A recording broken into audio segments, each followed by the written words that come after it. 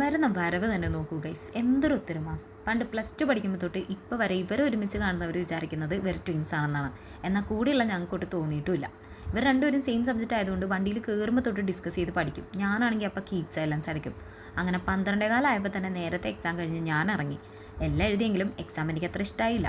പിന്നെ വൈകിട്ടത്തേക്കുള്ള യാത്രയുടെ പ്ലാനിങ്ങും ഒക്കെ ആയിട്ട് ഞാൻ ഇവരെ വെയിറ്റിംഗ് ആയിരുന്നു. എക്സാം കഴിഞ്ഞ് ശ്രുതിക്ക് ഓഫീസിൽ പോകാനുള്ളതുകൊണ്ട് എന്തെങ്കിലും കഴിക്കാൻ വേണ്ടി കയറി അവിടെ കണ്ടതെല്ലാം വാരി പറക്കി തിന്നു വന്നപ്പോൾ ഒരു പരിവായി. തുടക്കത്തിലെ ചൂടൊന്നും ലാസ്റ്റ് വരെ ഉണ്ടായില്ല കേട്ടോ. ആക്ച്വലി എനിക്കൊന്നും വിശപ്പേ ഉണ്ടായില്ല. പിന്നെ ശ്രുതി വൈകിട്ട് ഒരു ഓഫീസിൽ ഇരിക്കാനുള്ളതുകൊണ്ട് കയറിയതാണ്. ഞങ്ങൾക്ക് ക്രേവിങ്സ് ഒക്കെ എന്ന് പറഞ്ഞു കഴിഞ്ഞാൽ വെറുതെ ഇരിക്കുമ്പോൾ മാത്രം വരുന്നതല്ല കേട്ടോ. എന്തെങ്കിലുമൊക്കെ കണ്ട വിശപ്പില്ലേലും എല്ലാം വാങ്ങി തിന്നാൻ തോന്നും. വാങ്ങണത് ഞങ്ങളങ്ങനെ വേസ്റ്റൊന്നും ആക്കാറൊന്നുമില്ല. വേണ്ടെങ്കിൽ മാക്സിമം കഴിച്ചു തീർക്കാൻ നോക്കും. അങ്ങനെ ദേ ശ്രുതി ഓഫീസിലേക്കും ഞങ്ങൾ സിൽനയുടെ ചേച്ചിയുടെ വാവയുടെ ഫംഗ്ഷന് കുഞ്ഞാവയ്ക്ക് കൊടുക്കാൻ വേണ്ടിയിട്ടുള്ള ഡ്രസ്സ് എടുക്കാനും വേണ്ടിയിട്ട് പോയി. എടവനക്കാട് വരെയൊക്കെ പോകാനുള്ളതുകൊണ്ട് ഞങ്ങൾ എക്സാമും ഇന്നത്തെ സകല പരിപാടികളും ചെയ്ത് തീർത്തിട്ട് തലേ ദിവസമേ അങ്ങോട്ടേക്ക് പോകാനുള്ള പരിപാടിയാണ്. എനിക്ക് ആങ്കറിങ്ങും കാര്യങ്ങളൊക്കെ ചെയ്യാനും ഉണ്ട്. അങ്ങനെ ദേ ഡ്രസ്സ് എടുക്കാൻ ആക്ച്വലി ഞങ്ങൾക്ക് ഒരു 10 മിനിറ്റ് താഴെ സമയം വേണ്ടി വന്നുള്ളൂ കേട്ടോ. കാരണം ചെന്ന് നിന്ന് നേരെ നോക്കിയപ്പോൾ തന്നെ ഞങ്ങൾക്ക് ഡ്രസ്സ് ഈ കണ്ടത് ഭയങ്കര ഇഷ്ടമായിട്ടുണ്ടായിരുന്നു. ഇതുപോലത്തെ തന്നെ വേറൊരു സോഫ്റ്റ് മെറ്റീരിയൽ വരുന്ന ഒരു ഡ്രസ്സും കൂടെ ഞങ്ങൾ എടുത്തിട്ടുണ്ടായിരുന്നു. 1 മിനിറ്റ് പോലും വെറുതെ കളയാതെ കേട്ടോ ഞങ്ങൾ അടുത്ത സ്ഥലത്തോട്ട് പോണത്.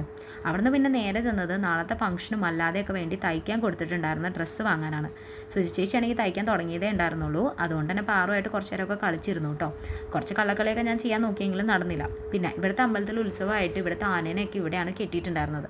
അങ്ങനെ പാറുതേ പാപ്പന്മാരൊക്കെ ആയിട്ട് കമ്പനി ആയതുകൊണ്ട് ഇവളുടെ കെയർ ഓഫിൽ ഞാനും എൻ്റെ കെയർ ഓഫിൽ വീട്ടുകാർ സമ്മതിക്കാത്തതുകൊണ്ട് ആനേനെ തൊടാൻ വേണ്ടിയിട്ടാണ് ഇവൾ നടക്കുന്നത്. പക്ഷേ ആ ആനയുടെ മൂഡ് അത്ര ശരിയല്ലാത്തത് കൊണ്ട് സാഹചര്യം ഓക്കെ അല്ലാത്തതുകൊണ്ട് ഞങ്ങൾ പിന്നെ അതിന് മുതിർന്നില്ല കേട്ടോ. പിന്നെ ഞങ്ങൾക്ക് സമയവുമില്ല. പിന്നെ ദേ ഞങ്ങൾക്ക് ഇനി വീട്ടിൽ പോയിട്ട് എല്ലാവർക്കും പാക്ക് ചെയ്തൊക്കെ ഡ്രസ്സും കാര്യങ്ങളൊക്കെ എടുക്കാനുണ്ട്. ഞാനാണെങ്കിൽ റേഷൻ കടയിലും കൂടെ പോയിട്ടാട്ടോ സിലിണ്ടർ അടുത്തോട്ട് പിന്നെ പോകാനുള്ള യാത്ര തുടങ്ങിയത്.